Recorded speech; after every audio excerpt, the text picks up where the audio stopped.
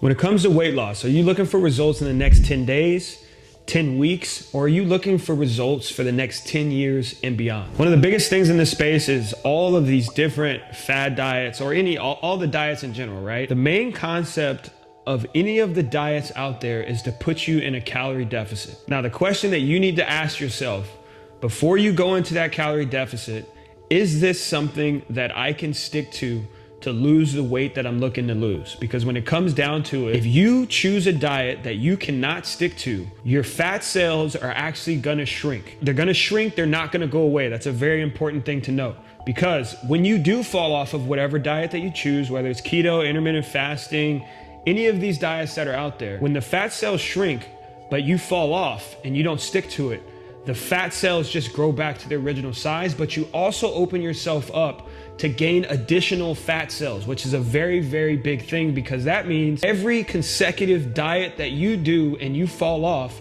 you're opening yourself up to get fatter and fatter and fatter and fatter. You're actually lowering the amount of muscle that you're having, particularly when it comes to women. You guys are under eating protein almost exclusively. If you're under eating protein, you're not strength training, and you're doing a lot of cardio, all of these things are working against you when it comes to your metabolic rate. So if you're opening yourself up to gain new fat cells and you don't have as much muscle as when you started, that's gonna increase your body fat percentage over time. When it comes to doing a successful fat loss journey where you're not looking for the results overnight, then you can slowly and incrementally start to shrink these fat cells, and you can shrink them to the point where they stay shrunken down. And when you introduce strength training into the mix, you're actually at the same time producing new muscle cells.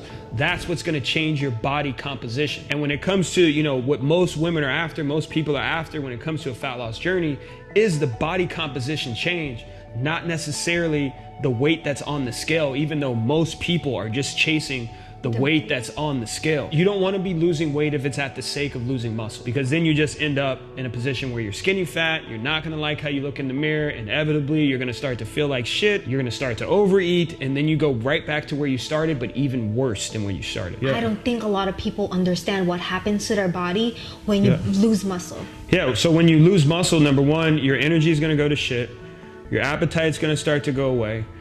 You're not gonna have the strength that you could have had, but your body composition as a whole, let's say you lost 10 pounds. So let's say most of that 10 pounds was muscle. When you look in the mirror, you're not gonna notice a really big difference. No. Most people hear muscle weighs more than fat, which is not completely true, because a pound of muscle, pound of fat, both weigh 1 pound. But the big difference is muscle takes up 25% less room than fat. If you can increase your muscle mass by 10 pounds and decrease your body fat by 10 pounds, the scale is going to say the same exact thing, but your body's going to be 25% smaller.